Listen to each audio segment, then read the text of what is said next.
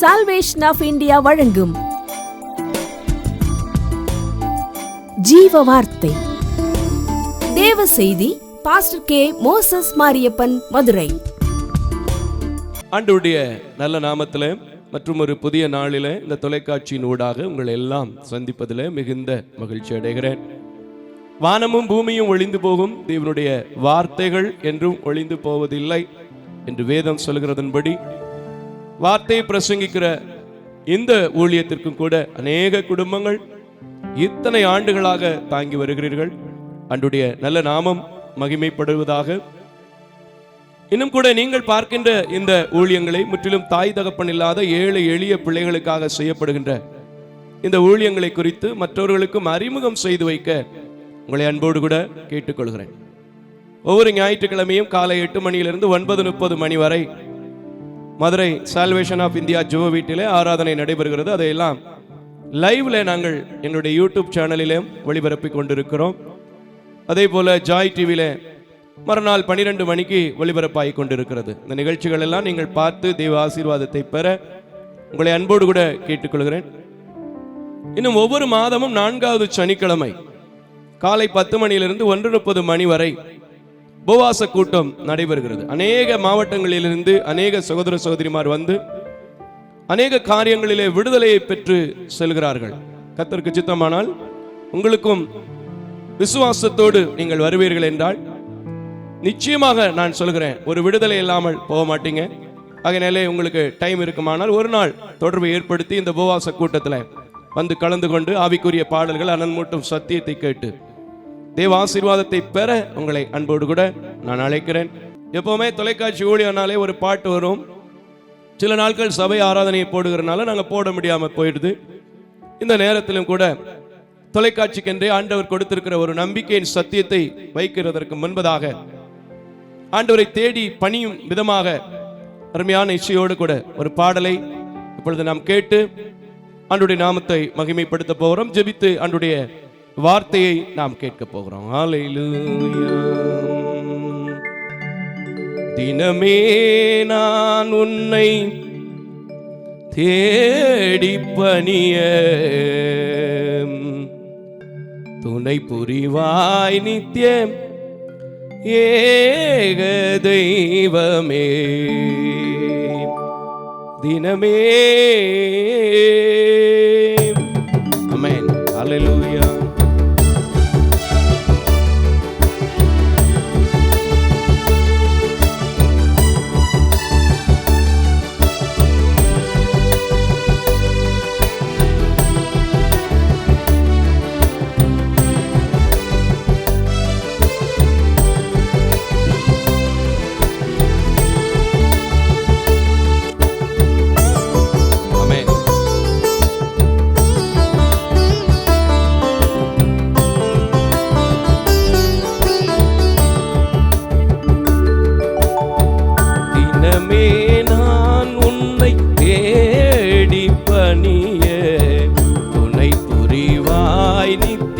ஏக தெய்வமே. தினமே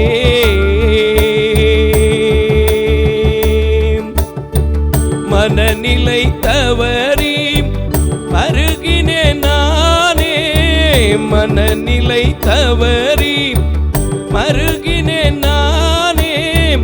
மாசில நற்கோனே நேசனு கூலனே.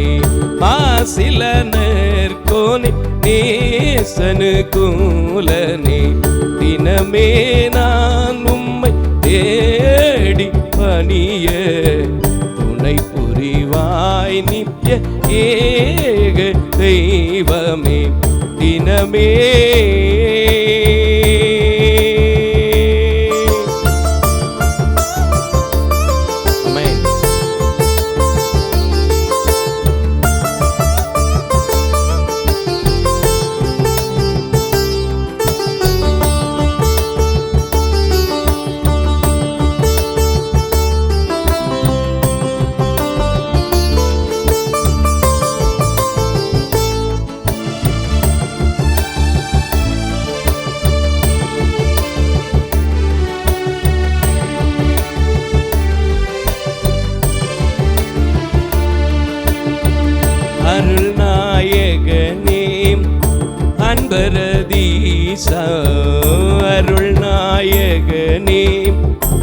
அன்பரதீசா ஆதியாம் என்ற பெயர் அருள் நிறை பாசா ஆதியாம் என்ற பெயர் அருள் நிறை பாசாம் மருள் பாவனாசாம் மனுக்குள ராஜாம் மருள் பாவனாசாம் மனுக்குள ராஜாம் மகிமை அடைந்தவா மகத்துவ நீசா மகிமை அடைந்தவா மகத்துவ நீசா தினமே நான் உம்மை தேடி பணிய துணை புரிவாய் நித்திய ஏக தெய்வமே தினமே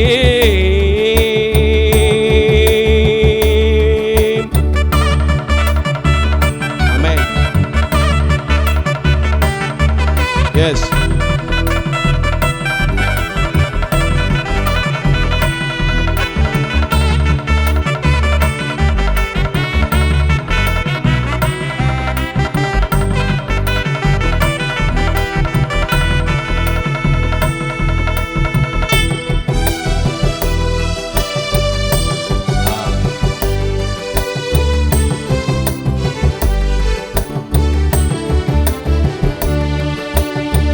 செத்தேன் எனக்குள் ஜீவனளித்தாய் செத்தேன் எனக்குள் ஜீவன் அழித்தாய் மோதிய தீவினை யாவையும் ஜெயித்தாய் மோதிய தீவினை யாவையும் ஜெயித்தாய் முத்தே என் நன்மை காகமறித்தாய் முத்தே என் நன்மை காகமறித்தாய் மோதிய தீவினை யாவிலும் காத்தாய் மோதிய தீவினை யாவையும் ஜெயித்தாய் தினமே நான் உம்மை தேடி பணிய துணை புரிவாய் நித்திய ஏக தெய்வமே தினமே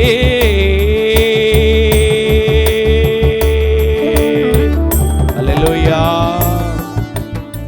நாளில பாட்டு பாடிக்கிட்டே போனா பாடிக்கிட்டே போலாம். ஆனால் ஆண்டவருடைய வார்த்தைக்கு நாம் முக்கியத்துவம் கொடுக்க வேண்டி இருக்கிறபடினால் அவருடைய வரிகளை நினைத்து பார்க்கும்போது ரொம்ப சந்தோஷமா தான் இருக்கு தொடர்ந்து பாடுவதற்கு. இது எங்களுடைய யூடியூப் சேனல்ல நிறைய இருக்கிறது, நீங்க போய் கேட்டு பாருங்க. கர்த்தர் ஆசீர்வதிப்பார். நாளில கூட நாம் ஜெபம் செய்வோம்.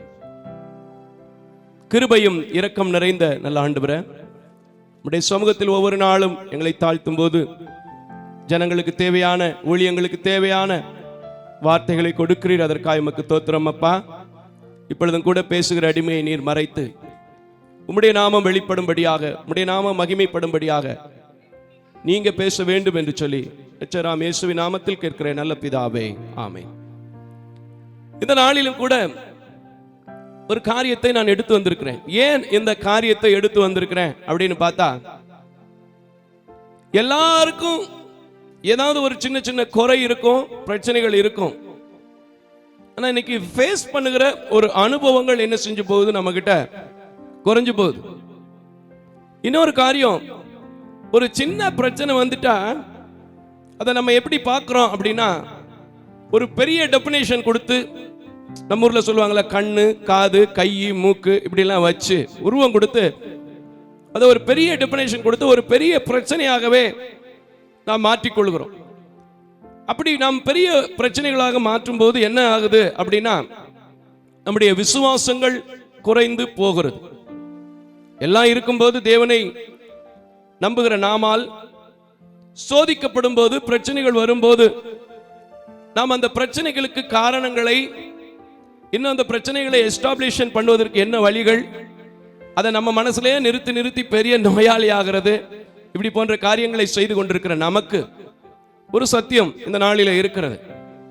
இந்த சத்தியத்தை சொன்ன ஒரு மனிதன் சாதாரணமான மனிதன் அல்ல. யோபு 13வது அதிகாரத்துல 15வது வசனத்துல ரொம்ப அழகா சொல்றான். இதை நம்ம சொல்லும் போது, ஜெபிக்கும் போது நம்ம அழகா சொல்லிடுறோம், ஜெபித்து விடுகிறோம்.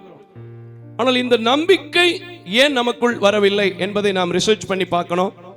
இந்த நம்பிக்கை இன்றைக்கு நாம் வளர்த்துக் கொள்வதற்காக மறுபடியும் நான் அந்த சத்தியத்தை நினைப்பூட்ட விரும்புகிறேன். யோபு 13:15 வசனத்தை நாம் வாசிக்க மிகுந்த கவனத்தோடு கேட்போம்.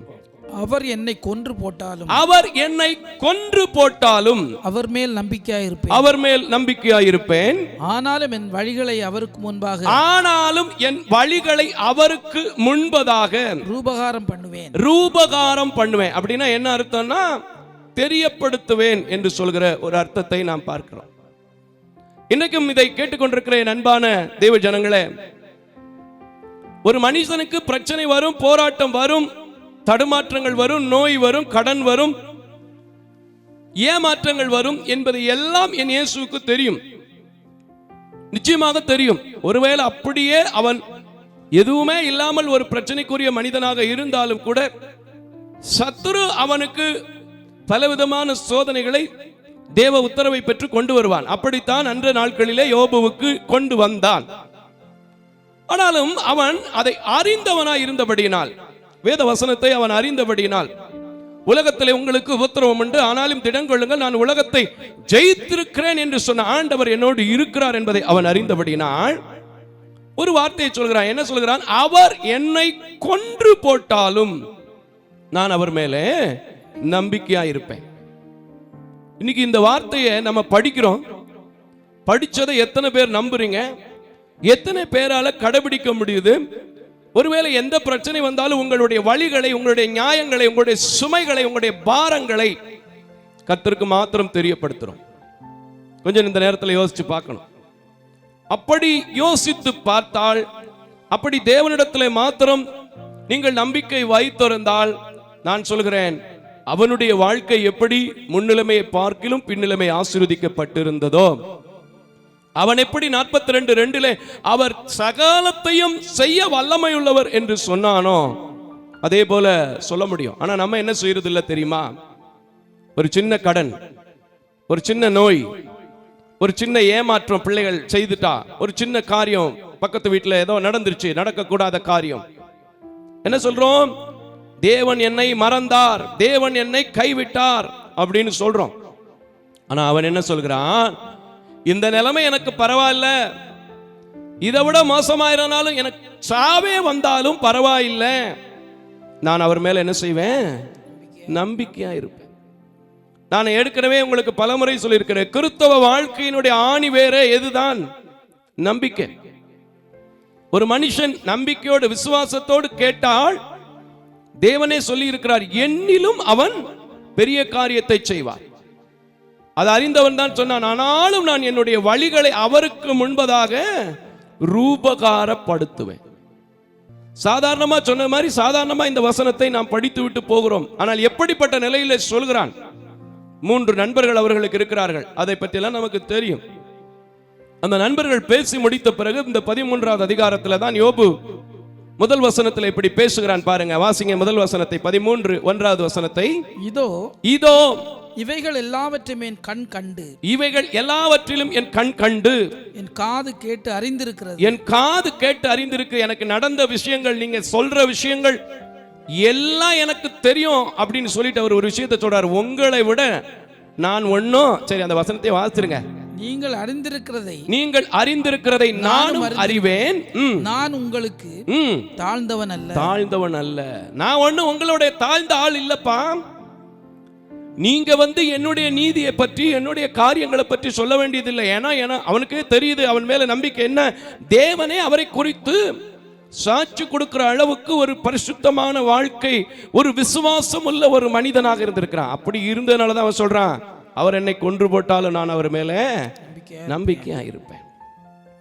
நம்ம எத்தனையோ முறை படிக்கிறோம், என் நீதி ஆண்டவருக்கு தெரியும், என் பாடுகள் ஆண்டவருக்கு தெரியும், என் வேதனை ஆண்டவருக்கு தெரியும், அவர் என்னை எழுப்புவார், அவர் என்னை நடத்துவார், அவரால் மாத்திரம் கூடும் என்று சொன்னா நடக்கும். நம்ம தான் எல்லாத்துக்குமே எண்டு கார்டு போட்டுருவோமே.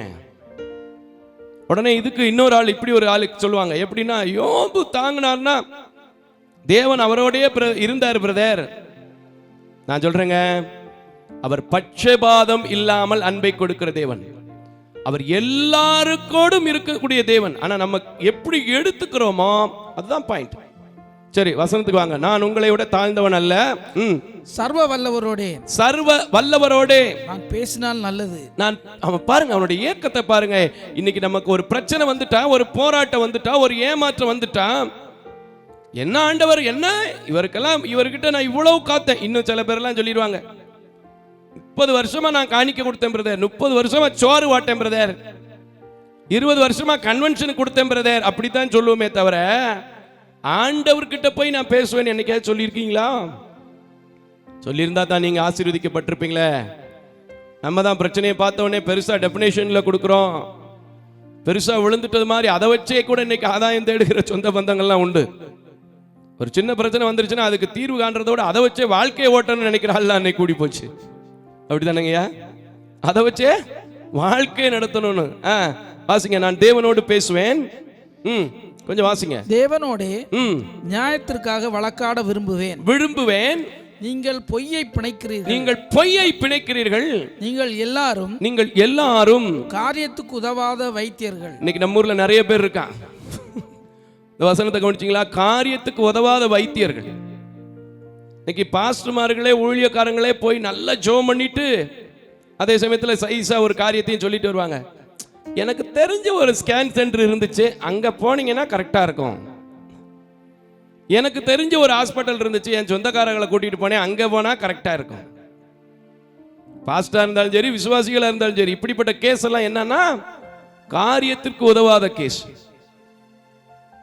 நமக்கு ஒரு நம்பிக்கை இருக்குங்க, நமக்கு ஒரு நம்பிக்கை இருக்கு. என் தலை முடி கூட உதிர்வதற்கு எனக்கு அதிகாரம் கிடையாது, அந்த முடியை எண்ணுவதற்கு கூட அவருக்கு அதிகாரம் இருக்கிறது. அவரிடத்துல வழக்காடுவேன், அவரிடத்துல என் நியாயங்களை எடுத்து சொல்வேன். இப்பதான் இந்த வசனங்களை பார்க்கும்போது தான் நல்ல ஒரு சகோதரர், நல்ல ஒரு தீர்க்கதரிசி இசைக்கியாவை குறித்து எனக்கு ஞாபகம் இருக்கு. அவன் போய் யாருக்கிட்ட வழக்காடினா, யோபுவும் இசைக்கியாவும் ரொம்ப ஒன்னான ஆட்கள், பரவாயில்ல, ரொம்ப கிரேட். அவன் போய் யாருக்கிட்ட வாதாடினா, தன்னுடைய முகத்தை திருப்பி கொண்டு, கர்த்தாவே நான் உமக்கு முன்பதாக நலமானதை செய்தேன் என்பதை நீர் நினைந்தருளும். அவருடைய விசுவாசத்தை பார்த்தார், அவருடைய நம்பிக்கையை பார்த்தார், அவருடைய நீதியை பார்த்தார். உடனே அவருடைய வாழ்க்கை 15 வருடம் பின்னிட்டு திரும்புகிறது. இங்க அதே மாதிரி தான் அவர் சொல்றாரு, நானாலும் நான் என்ன செய்வேன், என்னுடைய நீதியை குறித்து நியாயங்களை குறித்து நான் அவரோடு கூட வழக்காடுவேன். வாசிங்க, இன்னும் 2 வசனம் தேவைப்படுது, வாசிங்க. நீங்கள் என் நியாயத்தை கேட்டு என் உதடுகள் சொல்லும் விசேஷங்களை கவனியுங்கள். நீங்கள் தேவனுக்காக நியாயக்கேடாய் பேசி அவருக்காக வஞ்சகமாய் வசனிக்க வேண்டுமோ. இந்த காரியத்தை தேவனே சொன்னார். 42வது அதிகாரத்தில் 7ஆம் வசனத்துல பாத்தீங்கன்னா, நீங்க யோபுவை போல பொறுமையா பேசலப்பா அப்படின்னு சொல்லி நண்பர்கள்ட்ட சொன்னார். அதான் இங்க சொல்ற, நீ வசனிக்க வேண்டுமோ. அவருக்கு முகதாட்சண்யம் பண்ணுவீர்களோ, தேவனுக்காக வழக்காடுவீர்களோ, அவர் உங்களை ஆராய்ந்து பார்த்தார், அது உங்களுக்கு நலமாய் இருக்குமோ. ஆமென். அவன் என்னையும் ஆராய்ந்து பார்க்க சொல்றான், அவரையும் ஆராய்ந்து பார்க்க சொல்றான், அவருடைய நண்பர்களையும் ஆராய்ந்து பார்க்க சொல்றான். ஆனா என்ன சொன்னாலும், எதை பேசினாலும் அவனுடைய நம்பிக்கை என்பது தேவனை சார்ந்துதான் இருக்கு. இன்னும் பேசும்போது இந்த 8-9 வசனங்கள் எல்லாம் நீங்க வீட்டில் இருக்கும்போது படிச்சு பாருங்க. எனக்கு செய்திக்கு தேவையான வசனங்களுக்குள்ளாக நான் வருகிறேன். 13வது வசனத்தை பாருங்க. ஏன்னா அவர் பொறுத்து பார்த்துட்டு சொல்றாரு. என்ன சொல்றாரு? நீங்கள் மௌனமாயிருங்கள். நான் பேசுகிறேன். எனக்கு வருகிறது வரட்டும். என்ன வந்தாலும் சரி, எனக்கு வர்றதை யாராலும் தடுக்க முடியாது, வருகிறது வரட்டும் அப்படின்னு சொல்லிட்டு தான் அடுத்த வசனத்துல 14 சொல்றாரு. அவருடைய நிலைமையும் சொல்றாரு, வாசிங்க. நான் என் பற்களினால் என் சதையை பிடுங்கி என் பிராணனை என் கையிலே வைப்பானே. அதுக்கப்புறம் தான் சொல்றாரு, அவர் என்னை கொன்று போட்டாலும் நான் அவர் மேல் நம்பிக்கையாயிருப்பேன். ஆனா இன்றைக்கு நம்ம எப்படி இருக்கிறோம்? ஒரு சின்ன பிரச்சனை வந்தா, ஒரு சின்ன காரியம் வந்தா ஆண்டவரை மறுதலிக்கிறவர்களா இருக்கிறோம், நம்பிக்கை இழக்கிறவர்களா இருக்கோம். யோபுவை போல இன்னைக்கு நமக்கும் நிறைய நண்பர்கள் இருப்பாங்க, சோர பண்றதுக்கு நிறைய ஐடியாக்கள் அங்கங்க வரும். அவங்க எல்லாம் யாருன்னா காரியத்துக்கு உதவாத வைத்தியர்கள். ஆனா எப்பவுமே உதவுற ஒருத்தர் பரிகாரி இருக்கிறார். என்ன அவருக்கு பேரு?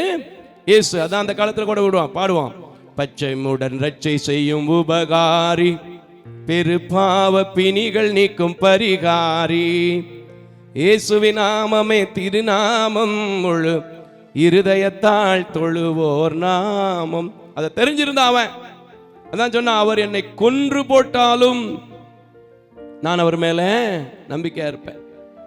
எனக்கு இந்த ஊழியத்தில் எத்தனையோ நெருக்கடிகள், எத்தனையோ சோர்வுகள், எத்தனையோ தேவைகள், எத்தனையோ பாரங்கள் வரும். சில நேரம் ரெக்கார்டிங் பண்றதுக்கு முன்னாடி வரைக்கும் முட்டு வலிக்கும், கால் வலிக்கும். கேட்பேன் ஆண்டவர்கிட்ட, ஆண்டவரே நீங்க எப்படி நடத்த சித்தமா இருந்தாலும் சரி நான் ஒப்பு கொடுக்குறேன்னு சொல்லுவேன். ஒரு நாள் கூட அது தடையில்லாம, தடையோ நின்னுதா சரித்திரமே கிடையாது. தடையில்லாம முடிக்கும்படி என் தேவன் கிருபை தந்திருக்கிறார். இன்னைக்கு சொல்றேன், யோபு என்ன நிலைமையில சொன்னாரு அப்படிங்கிறது உங்களுக்கு எல்லாருக்கும் நான் சொல்ல வேண்டிய அவசியம் இல்லை. அவருடைய சரிதம் எப்படிப்பட்ட நிலைமையில் இருந்தது, அவருடைய பாடுகள் என்ன என்பது எல்லாருக்கும் தெரியும். அவன் ஜெயித்ததற்கு, அவன் வெற்றி பெற்றதற்கு, அவன் ஆசீர்வதிக்கப்பட்டதற்கு, அவன் குடும்பத்தில் எல்லாவற்றையும் திரும்ப சுதந்திரமாக்கி கொண்டதற்கு ஒரே ஒரு காரியம், இந்த வார்த்தை தான். அவர் என்னை கொன்று போட்டாலும் அவர் மேல என்ன செய்வேன், நம்பிக்கையா இருப்பேன். அதற்கடுத்து சொன்னார் அவருக்கு முன்னாடி நான் என்னுடைய வழிகளை என்ன செய்வேன், என்னுடைய காரியங்களை என்ன செய்வேன், ரூபகாரப்படுத்துவேன், தெரியப்படுத்துவேன் சொன்னான். இன்னைக்கு ஒரு பிரச்சனை வந்துருச்சா, ஒரு போராட்டம் வந்துருச்சா, ஒரு கடன் வந்துருச்சா, ஒரு மக படுத்திருக்கிறாளா, ஒரு மக பிரிஞ்சு வந்திருக்கிறாரா, எந்த காரியமா இருந்தாலும் சரி மனுஷங்கிட்ட போய் நான் அந்த பாஸ்டர் கொடுத்தேன், இந்த பாஸ்டர் கொடுத்தேன், அவ்வளவு ஜெபம் பண்ணேன், இவ்வளவு ஜெபம் பண்ணேன்னு சொல்லாதீங்க. ஆண்டவரிடத்துல போய் முழங்கால் போட்டு, ஆண்டவரே என்னுடைய நீதி தெரியும், என்னுடைய நியாயம் தெரியும், என்னுடைய விசுவாசத்தை அறிந்திருக்கிறீரே, யோபுவை மறுபடியும் கட்டினீரே, இசைக்கியாவை மறுபடியும் கட்டினீரே, இந்த பலகீண்ட பாண்டத்தை மறுபடி கட்டி கொண்டிருக்கிறீரே, என்னையும் கட்டுன்னு சொல்லி கேளுங்க, என்னையும் நடத்துன்னு கேளுங்க, என்னையும் ஆசீர்வதிங்கன்னு கேளுங்க. நிச்சயமாங்க. ஆபிரகாமை பத்தி தெரியும் உங்களுக்கெல்லாம், ரொம்ப சொல்ல வேண்டியதில்லை. அவருடைய நம்பிக்கை தான் ஜெயித்தது. மோசையை பத்தி தெரியும், அவருடைய நம்பிக்கை தான் ஜெயித்தது. சாமுவேலை பற்றி தெரியும், அவருடைய நம்பிக்கை தான் ஜெயித்தது. இன்னைக்கு நம்பிக்கை நமக்குள்ள குறைஞ்சு போச்சு, விசுவாசம் குறைஞ்சு போச்சு. ஒவ்வொரு பிரச்சனைகளுக்கு காரணத்தை கொடுக்கிறோம், அளவுகளை நம்ம கூட்டிக் கொண்டே போறோம். சின்னதா இருக்கும் ஒரு காரியம், அதை 4 பேர்த்திட்ட சொல்லி சொல்லி சொல்லி சொல்லி இவளுக்கு இப்படி ஆகி போச்சாமல, அப்படி ஆகி போச்சாமல, அது நடந்து போச்சாமல, இது நடந்து போச்சாமலன்னு சொல்லி மொத்தத்துக்கே வெளியே வர முடியாம இருறோம். ஆனா இன்னைக்கு நான் சொல்றேன், அவர் என்னை கொன்று போட்டாலும் சரி நான் அவர் மேல நம்பிக்கையா இருப்பேன்.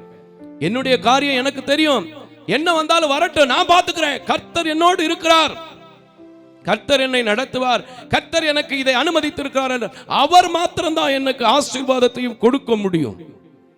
அந்த நம்பிக்கை வச்சு பாருங்க. 9 வருஷமா இதை டிவியில பாக்குறீங்க, உங்க வாழ்க்கையை கர்த்தர் கட்டுவார். அடுத்து 16 வசனத்துல என்ன சொல்றாரு பாருங்க, என்னுடைய வழிகளை நான் ரூபகாரப்படுத்துவேன். 18 வரைக்கும் நமக்கு தேவைப்படுது, முடிச்சிடலாம், வாசிங்க. அவரே என் ரட்சிப்பு, அவரே. அவர் நம்புற நம்பிக்கை பாருங்க, எந்த நிலைமையிலங்க இந்த வார்த்தை வருது, நமக்கு வருதாங்க இந்த வார்த்தை. 2 நாள் வென் பிளான் போட்டாச்சுன்னா நமக்கு அந்த நம்பிக்கை போயிருது. அவன் சொல்றான், எல்லாத்தையும் இழந்து அவரே என் ரட்சிப்பு, மாயக்காரனோ அவர் சந்நிதியில் சேரான். ஆமென். நம்ம இன்னும் மாயக்காரனா இருக்க கூடாது. நம்ம யாருடைய பிள்ளைங்க, கர்த்தருடைய பிள்ளைங்க. யோபுவை பத்தி படிச்ச பிள்ளைங்க, ஆபிரகாமை பத்தி படிச்ச பிள்ளைங்க, தாவீதை பத்தி படிச்ச பிள்ளைங்க. தினமே நான் உன்னை தேடி பணிவேன்னு சொல்லி பாட்டு பாடின கூட்டம் நம்ம.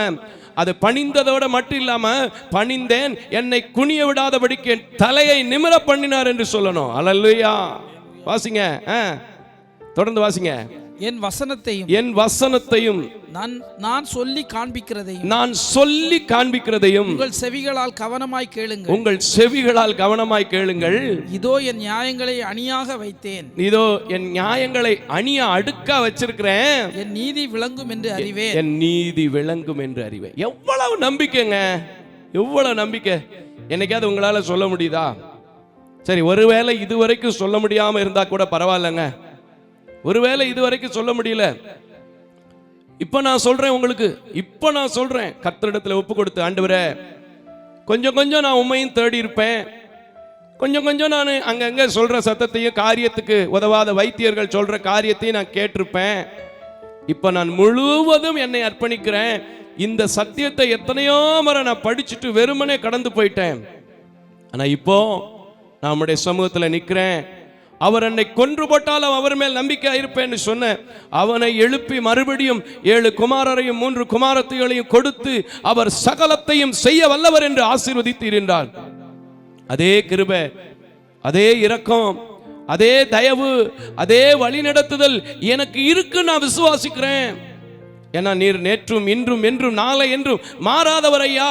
ஆகையினால உடைக்கப்பட்ட பாத்திரத்தை, பிக்கப்பட்ட பாத்திரத்தை, கையிலே சதையை வைத்துக் கொண்டு பேசின பாத்திரத்தை, ஓட்டை சுரண்டி கொண்டிருந்த பாத்திரத்தை என் ரட்சிப்பு என்று சொல்ல வைத்தீரே, அந்த ரட்சிக்கிற தெய்வமே, அவர் மேல் நம்பிக்கை இருக்கிற மனுஷனை வெட்கப்படுத்தாத தெய்வமே, இன்றைக்கும் இந்த கால வேளையில, இன்றைக்கும் இந்த மாலை வேளையில, எந்த நேரத்தில் இந்த தொலைக்காட்சியில பார்க்குறீங்களோ சொல்லி சொல்லி கேளுங்க. இதை நான் இதுவரைக்கும் வெறுமனே சொன்னேன், இப்ப நான் விசுவாசத்தோட சொல்றேன். இந்த 2 கண் பார்வை இல்லாதவரை நடத்துற ஆண்டவர், இந்த யோபுவை நடத்துகிற ஆண்டவர் என்னையும் கூட நடத்துவார், என் குடும்பத்தையும் கூட எழுந்திருக்க பண்ணுவார். யோபு சொன்னா, உங்க நிலைமையை விட என் நிலைமை ஒன்னும் மோசமான நிலைமை இல்ல என்பதை தைரியமாய் சொன்னான். ஆகையினால என்னையும் கர்த்தர் ஆசீர்வதித்திருக்கிறார், எனக்கும் கர்த்தர் தான் குடும்பத்தை கொடுத்திருக்கிறார். என் நிலைமை இனிமே மோசமா போகாது. நான் அவரிடத்துல என் வழிகளை தெரியப்படுத்துவேன், அவருக்கு என் காரியங்களை அறிவிப்பேன், அவர் என்னை நடத்துவார்னு சொல்லுங்க. நிச்சயமா சொல்றேன், இந்த செய்தியை கேட்டுட்டு அநேக குடும்பங்கள் இன்னும் நம்பிக்கையில பலப்பட்டு, என் நம்பிக்கையே புகலிடமே கர்த்தாவே உமக்கு ஸ்தோத்திரம் சொல்லி கை தட்டி பாடி அநேக சாட்சிகள் எழும்ப போகுது, அநேக உலர்ந்த எலும்புகள் உயிரடைய போகுது. அந்த விசுவாசத்தோடு நான் ஜெபிக்கிறேன். என்னோடு சேர்ந்து நீங்களும் இப்போ கர்த்தரிடத்துல ஒப்பு கொடுத்து, ஆண்டவரே அவர் என்னை கொன்றுபட்டால் நம்பிக்கையா இருப்பேன்னு சொன்ன யோபுடைய வாழ்க்கை போல இப்பவும் என் குடும்பம் இருக்கிற நிலைமை உமக்கு தெரியும், என் தொழில் இருக்கிற நிலைமை உமக்கு தெரியும், என் ஊழியர் இருக்கிற நிலைமை உமக்கு தெரியும், என் பிள்ளைங்க பிரிஞ்சிருக்கிற நிலைமை உமக்கு தெரியும், என் பிள்ளைங்க வெளிநாட்டில் தவித்து கொண்டிருக்கிற நிலைமை உமக்கு தெரியும். ஆனால் எல்லாவற்றையும் சரிப்படுத்தி அவன் சொன்னதை போல நான் ரட்சிப்பின் தேவனை நோக்கி காத்திருக்கும் போது அவனுக்கு பதில் கொடுத்த தேவன் இன்றும் ஜீவிக்கிறபடினால், உலாவிக் கொண்டிருக்கிறபடினால், இப்பொழுதும் நீரே பேசுகிறபடினால் நான் உம்மை விசுவாசிக்கிறேன்னு சொல்லி என்னோட சேர்ந்து ஜெபிப்பீங்களா? கர்த்தர் உங்கள் வாழ்க்கையை ஆசீர்வதிப்பார். அப்படியே நாம் ஜெபம் செய்வோம். ஹல்லேலூயா. கிருபையும் இரக்கம் நிறைந்த நல்ல ஆண்டவரே, இந்த வார்த்தையை நாங்கள் வெறுமனே வாசித்து வெறுமனே கடந்து போகாதபடிக்கு, இன்றைக்கும் அநேக வெளியில் இருக்கிற சத்தங்களை கேட்டு கேட்டு கேட்டு நாங்கள் அவிசுவாசத்துக்குள் விழுந்து விடாதபடிக்கு மறுபடியும் நீர் சொல்ல சொன்னீர், அவர் என்னை கொன்று போட்டாலும் நம்பிக்கையா இருப்பேன் என்று சொல்லி அழிந்து கொண்டிருக்கிற, இழந்து கொண்டிருக்கிற மனுஷன் சொன்னான். அதை அவன் சொன்னபோது அவன் சத்தத்தை கேட்டு அவன் வாழ்க்கையை திரும்ப கட்டினீர் என்பதை நான் அறிவித்திருக்கிறேன், வைத்திருக்கிறேன். நீ சொன்னதன்படி இப்பொழுதும் கூட என் வாழ்க்கையை ஆசீர்வதிப்பார், என் குடும்பத்தை ஆசீர்வதிப்பார், என் கடனிலிருந்து எனக்கு விடுதலை கொடுப்பார், என் பிள்ளைகளுக்கு இருக்கிற பிரிவினையின் ஆவிகள் மாறும், என் குடும்பத்தில் இருக்கிற குழப்பத்தின் ஆவிகள் மாறும், என் பிள்ளைகளுக்கு படுகிற வேதனை எல்லாம் என் தேவனால் மாற்ற முடியும் என்று சொல்லி எந்த காரியத்தை குறித்து புலம்புகிறார்களோ, எந்த காரியத்தை குறித்து உம்முடைய சமூகத்தில் ஜெபிக்கிறார்களோ அவர்கள் எல்லாருக்கும் கர்த்தர், ஆண்டவரே நீ ஜெபத்தை கேட்கிறவராய், பதில் தருகிறவராய், மாம்சமான யாவர் மேலும் ஆவியை ஊற்றுகிற தேவனாயிருந்து அநேக சாட்சிகள் இந்த ஊழியத்தில் எழும்ப, அநேக சாட்சிகளை கேட்டு உமக்கு நன்றி பலிகளை, தோத்திர பலிகளை ஏறெடுக்க நீங்க கிருபை செய்யுங்கப்பா. ஆண்டவரே ஒவ்வொரு நாளும் நீர் கொடுத்த வார்த்தையும் உடைய சமூகத்தில் இருந்து எடுத்து வந்து வைத்திருக்கிறேன். இந்த வார்த்தையும் கூட ஆண்டவரே நடுகிறவனுமானும் அல்ல, நீர் பாய்ச்சுகிறவனுமானும் அல்ல, விளைய செய்கிற இயேசுவின் நாமத்தில் அநேக குடும்பங்களிலே ஆசீர்வாதங்கள் விளைய, அதை சத்ருவே பார்த்து வெக்கப்பட்டு போக நீங்க கிருபை செய்ய வேண்டும் என்று இரட்சக பெருமான் இயேசு கிறிஸ்துவின் நல்ல நாமத்தில் கெஞ்சுகிறேன் நல்ல பிதாவே. ஆமேன், ஆமேன், ஆமேன். தேவ தரிசனத்தோடு செயல்படும் இவ்வூழியத்தினை உங்களது உதாரத்துவமான காணிக்கைகளால் தாங்க விரும்பினால் M Ranjith Kumar, Kepudur branch, State Bank of India, account number 33864 246482, IFSC code SBIN 00155569. உங்களது 24 மணி நேர ஜெப தொடர்புக்கு pastor K Moses Mariappan, 2/26 SP Natham அஞ்சல், திருமங்கலம் தாலுகா, மதுரை மாவட்டம் 625706. Phone number 9360383940. அவர் இமெயில் அட்ரஸ் mosespn.k@gmail.com. ஜெபியுங்கள், தாங்குங்கள். தேவன் தாமே உங்களை நிறைவாய் ஆசீர்வதிப்பாராக.